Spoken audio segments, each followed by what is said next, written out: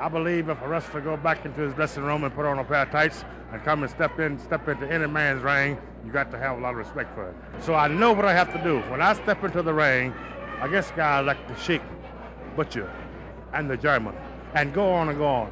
I know everyone is shooting for me.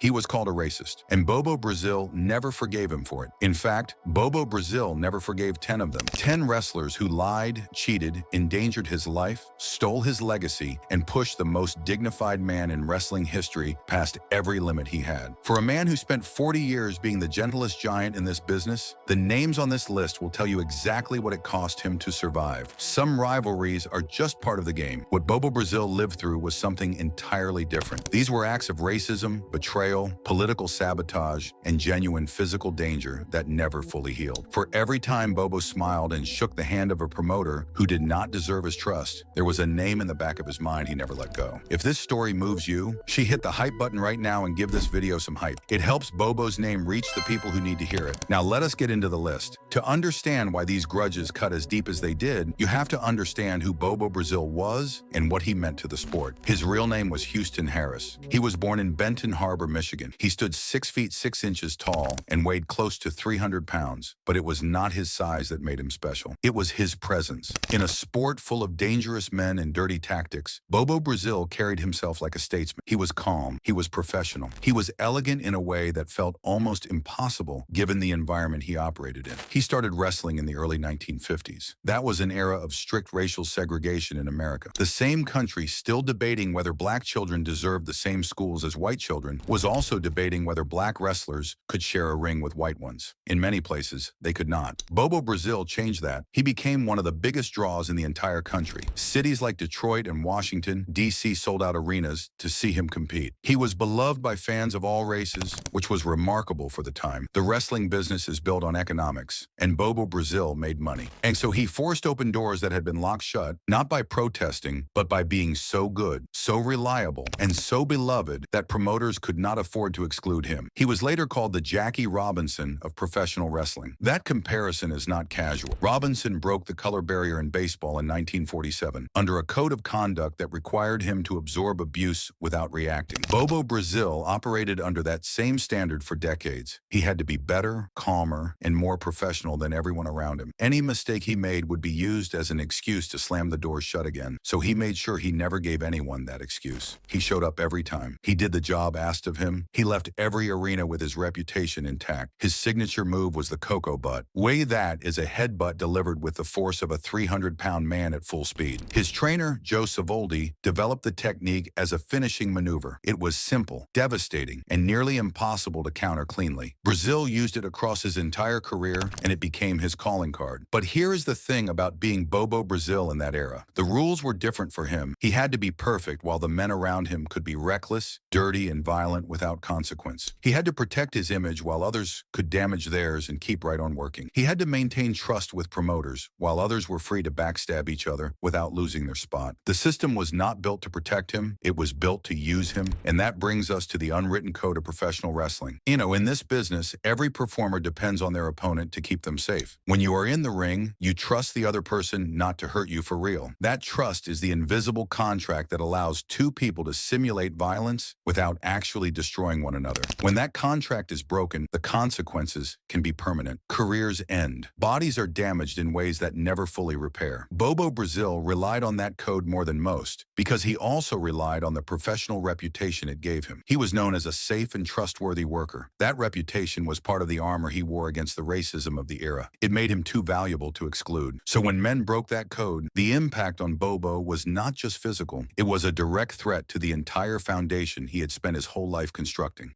That is why he never forgot these names. That is why they stayed with him long after he retired. Each one represents a specific kind of violation. Some were physical, some were political, some were personal, and one of them was something that many people at the time would have recognized, plainly and simply, as racism. Let us start the list. Number 10, Buddy Rogers. If you only know one name from this list, it might be this one, because what Buddy Rogers did to Bobo Brazil in 1962 is one of the most important and underreported injustices in the entire history of professional wrestling. Buddy Rogers was known as the Nature Boy. He was the top villain in the country during the early 1960s. In wrestling, the villain is called the heel. Rogers was flashy, arrogant, and obsessed with maintaining his position at the top of the industry. He held the NWA World Heavyweight Championship, the most prestigious prize in all of wrestling at that time. It was the belt that mattered most to every person in the business. On August 18, 1962, in Newark, New Jersey, Bobo Brazil faced Rogers for that championship. The match was significant before it started. A black man competing for the most important title in the sport was not a small thing in 1962. The civil rights movement was in full motion. The country was debating whether black Americans deserved equal rights under the law, and here was Bobo Brazil heading toward the biggest prize in his industry. During the match, Brazil hit Rogers with his cocoa butt, his signature headbutt. Rogers went down, and then Rogers did something nobody in the building expected. He claimed he had suffered a severe groin injury and could not continue. The match stopped. The arena went quiet. Rogers stayed on the canvas. Here is where Bobo Brazil's character became the weapon used against him. He refused to accept the championship belt. He stated publicly that he did not wish to win a title from an injured opponent. That was the gentleman's code in action. That was Bobo being exactly the man he had always been, dignified and fair, even when the situation did not demand it. He put honor above opportunity. That was who he was. Rogers used that against him. On September 6, 1962, a medical examination revealed that Rogers had faked the injury. He was not hurt. He had lied to avoid losing cleanly to a black opponent and to protect his hold on the championship. Brazil was briefly declared champion following the doctor's report, but then the NWA stepped in. The National Wrestling Alliance refused to recognize the championship as official. The title was eventually returned to Rogers through a series of rematches that muddied the historical record so thoroughly that most people today do not even know this happened. The numbers tell the full story of what was lost. Brazil held the NWA United States Championship for a combined total of 4,072 days over the course of his career. Over 11 years of reign time, he was clearly capable of being a draw at the highest level, but 0 recognized world title reigns, not one. Meanwhile, Bruno Sammartino held 2 recognized reigns, and Buddy Rogers himself held recognized championships in multiple major promotions. And now Rogers was the instrument of Brazil's erasure from the record books. He used Bobo's own decency against him, faked an injury, bought time for the establishment to close ranks, and made sure history would not record Bobo Brazil as the first black world champion. That recognition, in official terms, would not arrive for another 30 years. The industry's refusal to acknowledge that moment was not careless administration. It was a deliberate decision made by men who understood exactly what they were doing. Brazil had proven he could win the biggest match in the sport. The response was to erase the win from the official record. That is not oversight. That is institutional gatekeeping dressed up in paperwork. Number 9, Bearcat Wright. This betrayal is different from every other name on this list. And the violation here did not come from a white establishment trying to hold Bobo Brazil down. It came from inside the black wrestling community itself. And that kind of betrayal is often the hardest one to carry because it comes from someone who should have understood what was at stake better than anyone. Bearcat Wright was one of the most important black wrestlers of his era alongside Brazil. Together, these two men were among the figures who forced promoters across the country to desegregate their shows. Desegregating a show means booking black wrestlers and white wrestlers on the same card, in the same arena, for the same audience. Before men like Wright and Brazil achieved that level of drawing power, it was not guaranteed to happen. They made it happen by being too profitable to ignore. So Wright was a genuine pioneer. Brazil respected that history. He knew it firsthand because he had lived it alongside the man. But Wright had a serious problem, and that problem was his ego. In 1963, Bearcat Wright was holding the WWA World Heavyweight Championship in Los Angeles. The WWA was a regional title, but it carried real weight in that territory. When the time came for Wright to lose the championship to a designated successor, he refused. Wright refused to do it. He had convinced himself that as a black champion, he simply could not be seen losing. He believed his image as a role model was so important that the normal rules of professional conduct did not apply to him. He no-showed scheduled championship defenses. He simply did not appear at the events he was contracted to work. The promotion had to vacate the title without a match because he refused to show up and do the job. For Bobo Brazil, this was infuriating at a level that went far beyond personal feelings. Brazil had spent years operating under the opposite philosophy entirely. He worked within the system, not around it. He showed up every time. He did the honors when asked. He guarded his relationships with promoters because he understood how fragile the progress black wrestlers had made really was. One bad actor could give every promoter in the country an excuse to stop booking black headliners. And the argument would be unfair, and they would use it without hesitation. Brazil had proven over years of work that a black black wrestler could be reliable, professional, and economically valuable. Wright took all of that collective goodwill and squandered it for the satisfaction of never being seen to lose. It is the kind of selfish act that only makes sense if you believe the movement was about you personally. Bobo Brazil knew it was never about any one person. Number 8, the Sheik, Edward Farhat. That was his real name. But in the wrestling world, and specifically in Detroit, he was simply the Sheik. And for Bobo Brazil, he was the most consistently physically demanding presence of his entire career. A man who made every match a survival question rather than an athletic contest. The Sheik was the top villain of the Detroit territory. Detroit was Brazil's home base. Cobo Hall was the arena where it all happened. For years, the rivalry between Bobo Brazil and the Sheik was the most profitable and the most violent feud in the entire region. They sold that building out over and over again. They generated millions of dollars together. Their matches were events that the city of Detroit talked about long after the final bell. But legendary does not mean safe. The Sheik used a style that the people who watched it up close called primitive and violent. That is a polite way of saying he did not particularly care about your health when he stepped into the ring with you. He used fire. He used foreign objects, which in wrestling means weapons that were not supposed to be part of the match, but that he would conceal and produce at any moment. Items like pencils, chains, and other tools capable of causing real damage. He refused to follow the standard protocols that were supposed to keep both performers physically protected during the course of a match. His finishing hold was the camel clutch. That is a submission move where you sit on your opponent's back, hook their arms over your knees, and wrench their head and neck backward against the natural direction of the spine. It places enormous pressure on the neck and the back. Brazil famously escaped the hold on multiple occasions, which became one of the iconic moments of their rivalry. But escaping it once does not erase the physical reality of having absorbed it. The body remembers. The animosity between them ran so deep that Sabu, the nephew of the Sheik, later revealed that even during family holiday visits, Brazil and the Sheik would not speak to one another. They maintained the performance even in private.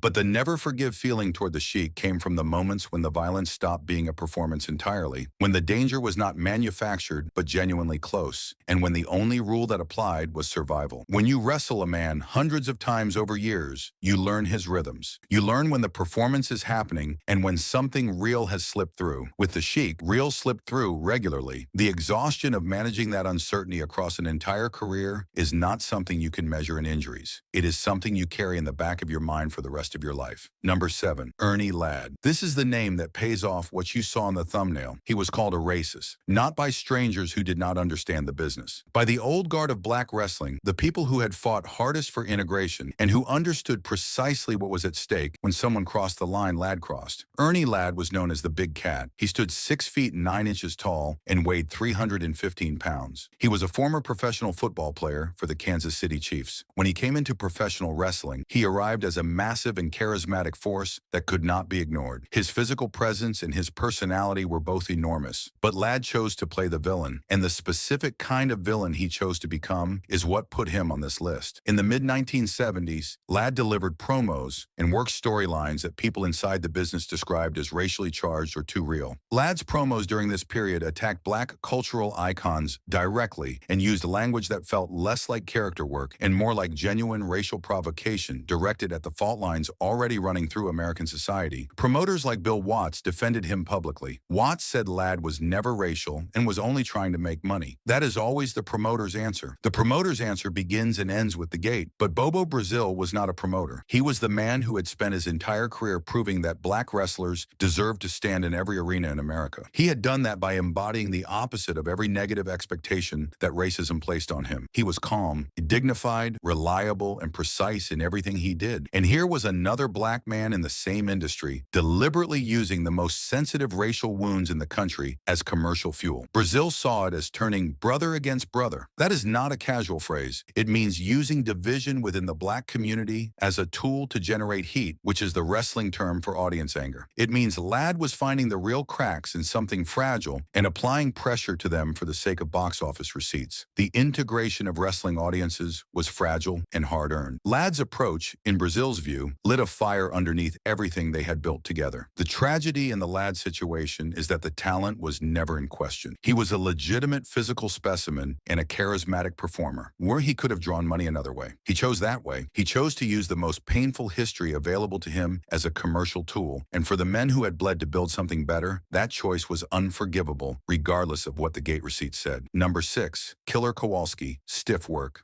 Killer Kowalski was one of the most famous stiff workers in the history of the sport. He stood 6 feet 7 inches tall and weighed 275 pounds. His finishing move was the claw hold, where he would clamp his hand onto his opponent's skull or midsection with maximum grip pressure and hold it without releasing. It looks like a grab from a distance. When applied at full strength by a man of that size and weight, it produces real and sustained physical pain that lingers well past the final bell. Kowalski was a top heel in the WWF, the organization that eventually became WWE. He battled Bruno Sammartino hundreds of times, and he battled Bobo Brazil hundreds of times. He was a significant draw and a major star at every level of the business he worked. Sammartino publicly praised Kowalski's ability to generate heat and draw paying audiences. That kind of endorsement carried genuine weight when it came from a man of Sammartino's standing. But Brazil's experience with Kowalski was described in entirely different terms. It was one of sustained physical endurance that approached the sadistic. That is precise language, and it deserves to be taken seriously. It means Brazil was not just absorbing normal match intensity. He was absorbing something that went further than any professional agreement required, match after match, night after night across years of shared bookings. Bobo Brazil could not simply decline those bookings. Kowalski was a draw. That meant they shared the ring repeatedly for years, and Brazil paid the full price of that arrangement every single time. The worst part of a performer like Kowalski is that the business rewarded him for it. His stiffness was his brand. It made him more feared, more credible, and more desirable to promoters who wanted their main events to feel genuinely dangerous. So the man who hurt people systematically kept getting booked. And the man who had to work with him kept absorbing the cost of that calculation. Number 5, Johnny Valentine. Where Killer Kowalski's offense against Bobo Brazil was purely physical, Johnny Valentine brought something significantly worse to the situation. He added deliberate political betrayal to the physical damage. And in doing so, he struck at something far more important than Brazil's body. Valentine was another legendary stiff worker. He was dramatically intense in the ring, and he refused to soften the force behind his holds, regardless of what the professional agreement between two performers called for. He was the kind of man who believed that making things feel genuinely dangerous was more important than making them genuinely safe. He was skilled, he was effective, he drew money, and he was one of the most dangerous people in wrestling to trust with anything that mattered. But the physical side of it is not the worst part of his entry on this list. In the 1960s, a group of wrestlers attempted to form a union. For Bobo Brazil, this movement would have meant something specific and personal. A better safety standards meant his physical well-being would finally have institutional backing, rather than depending on the goodwill of individual men who had already shown they did not always have his interests at heart. Collective power meant that a black wrestler navigating a white-controlled industry had organizational support he could count on. The union effort was organized and led by Valentine himself. He brought his peers together. He positioned himself as the leader of a cause that could change the industry for the better. Men trusted him with their names and their intentions. Then he handed those names to the promoters. Records from the 1960s indicate that Valentine allegedly told the promoters who had been involved in the union effort in exchange for protecting his own booking and standing. The movement collapsed. When the wrestlers who had trusted him faced consequences, Valentine kept his position. For Brazil, that betrayal was not abstract. It removed the one organized structure that might have given every performer in the locker room, including him, a real form of protection, and he never forgot who dismantled it. The cruel precision of Valentine's betrayal is that he used solidarity as bait. He made his peers believe they had a leader. He created the conditions for trust, and then he converted that trust directly into professional leverage for himself. Brazil had very few systems protecting him in that industry. Valentine destroyed one of them deliberately and walked away unscathed. Number 4, Ox Baker. Some villains in wrestling use a character to generate fear. In Ox, Baker used something closer to the idea of death itself. Baker was the master of a move called the heart punch. The name tells you the whole story. It is a punch delivered directly to the chest with the projected force of something lethal. In professional wrestling, most strikes are pulled. Pulled means you redirect the energy at the last possible moment, creating the visual impression of full impact without actually landing at full strength. That restraint is the foundation of how two performers can appear to fight without genuinely damaging each other. Ox Baker did not fully subscribe to that philosophy. His legend was built on a claim that circulated through the entire wrestling world, and that Baker himself never made any effort to correct. That claim was that his heart punch had killed 2 men. The first was Alberto Torres.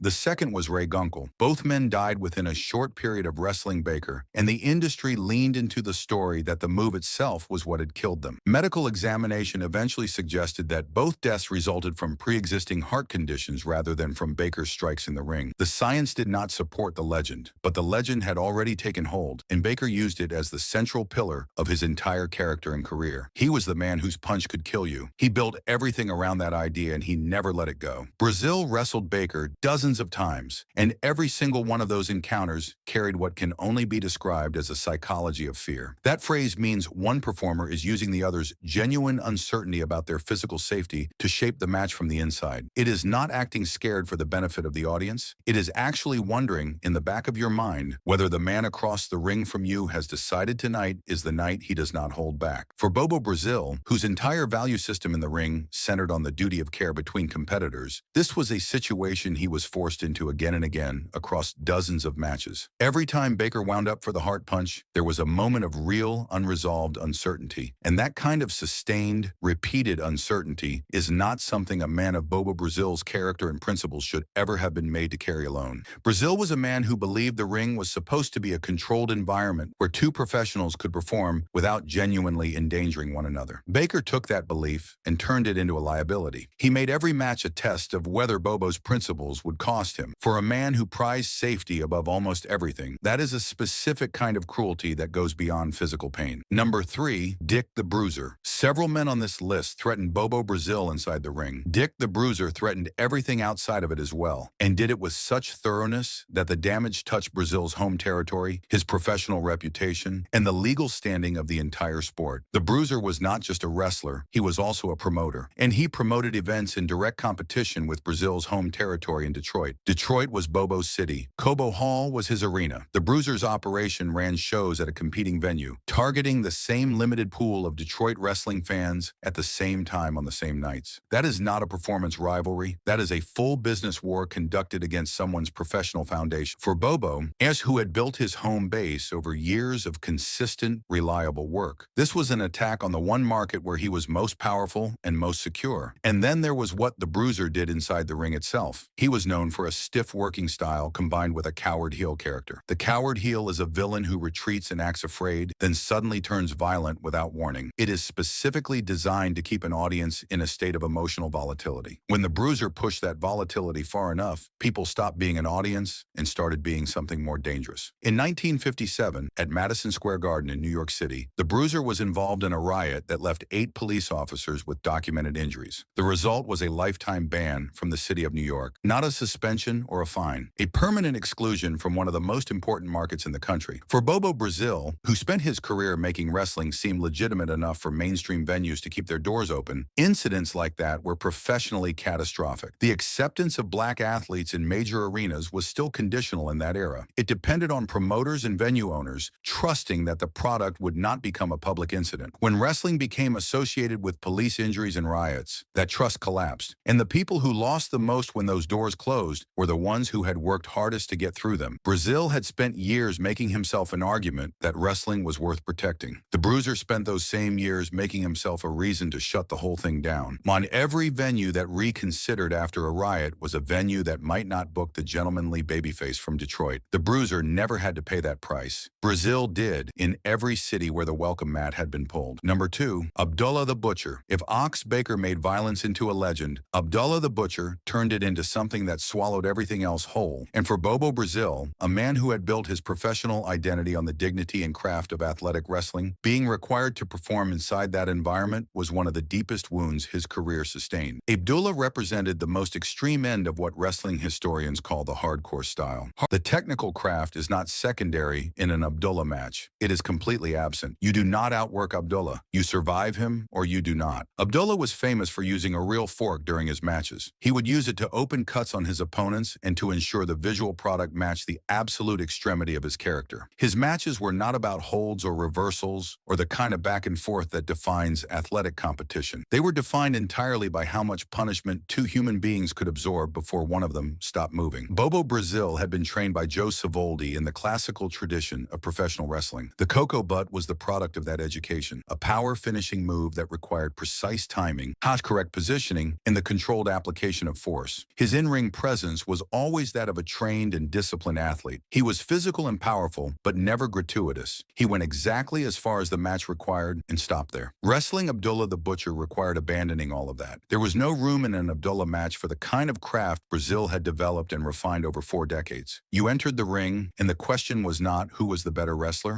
The question was how much blood there would be. Brazil felt this as a professional insult aimed directly at the center of who he was. He believed men like Abdullah were deliberately pulling the sport backward, not by accident, but with intention. But he believed they were reducing wrestling to a spectacle of pain for its own sake, and that the business was allowing it to happen because the crowds showed up to see it. There is something particularly sharp about that resentment, given everything Brazil had built. He had proven at the highest possible level that black wrestlers could be world-class athletes in this sport, and in the later stages of that career, the business expected him to participate in something that made all of that mean nothing. When you have spent 40 years proving that your sport deserves to be taken seriously as an athletic competition, being placed into an environment that treats athleticism as irrelevant is more than an inconvenience. It is a negation of everything you built. Abdullah did not just make matches brutal. He made the entire athletic argument that Bobo Brazil had been making for 4 decades look like it never existed. Number 1, Fred Blassie, classy Freddie Blassie. That was his character, classy. He wore expensive robes into every arena. He filed his teeth to sharp points and smiled at the people who came hoping to see him lose. He called audiences pencil neck geeks and delivered the insult with such total conviction and such theatrical precision that people genuinely despised him for the full length of his career. He may have been the greatest heel in the history of professional wrestling, the kind of villain who made you feel something real and personal when you watched him work.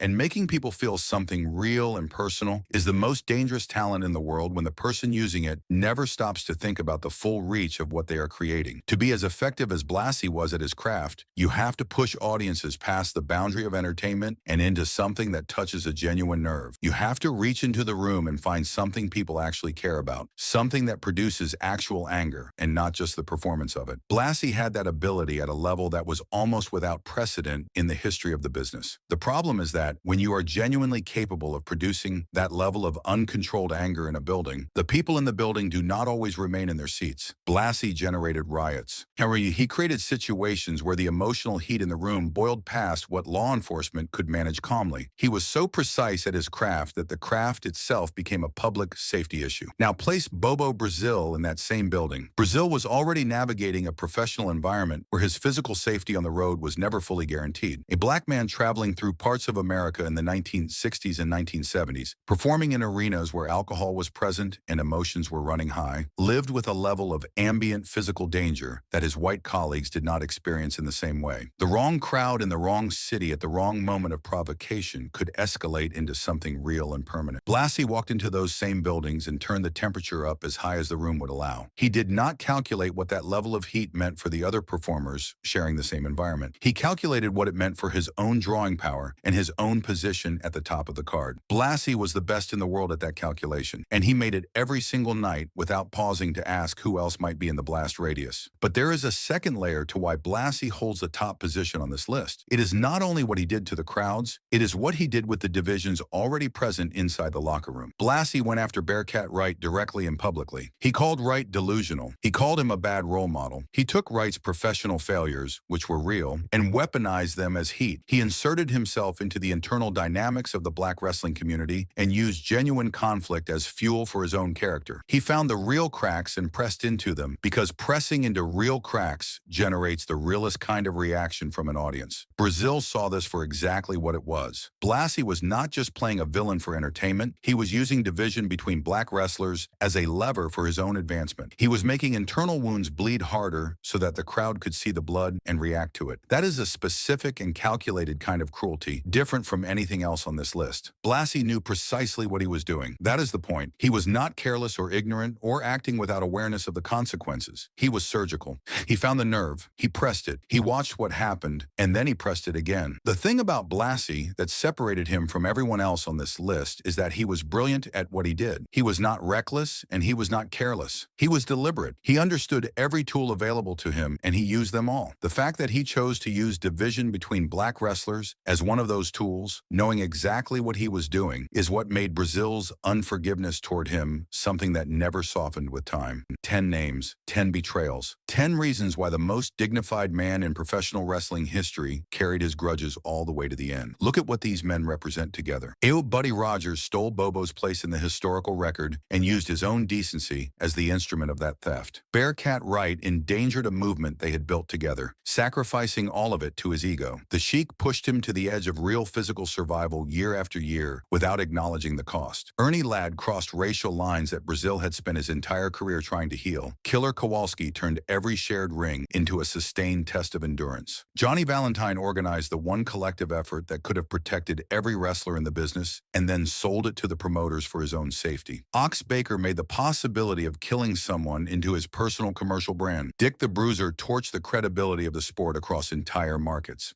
Abdullah the Butcher rendered 4 decades of athletic discipline irrelevant, and Blassie used chaos and division as precision tools, never once considering who else they would destroy. Every single one of these men was asking Bobo Brazil to pay a price they were unwilling to pay themselves. The industry asked him to be perfect, while others were permitted to be reckless. It asked him to absorb the damage while others delivered it. It asked him to hold the line on dignity while others crossed every available line for a few extra dollars at the gate. It asked him to be the Jackie Robinson of professional wrestling and then treated him the way Robinson had been treated, with public respect and something far colder when nobody was watching. Brazil held 4,072 combined days of United States Championship reign. He effectively held the NWA World Championship in 1962, even if the official record refuses to show it. He was inducted into the Hall of Fame in 1994 as its first black inductee. He remained in the business until 1993. He kept showing up. He kept working professionally. He kept extending trust to a business that regularly violated it and rarely apologized for doing so. The gentleman survived all of it, and the unforgiven list is the permanent proof of what that survival actually cost. Only a man who genuinely valued dignity and honesty above everything else would carry these names the way Bobo Brazil did. He did not expose them for revenge or for attention. He held them in memory because he believed the truth about this industry deserved a witness, someone who had lived every single moment of it and refused to let it be forgotten. Now you know the names. Now you know exactly what they did and what it cost the man who had to endure all of it. Drop your thoughts in the comments section below. Which name on this list hit you the hardest? Which one surprised you the most? Tell us down there. And if this story meant something to you, make sure you like this video and subscribe to the channel so you never miss another chapter of wrestling history that the record books forgot to write down properly.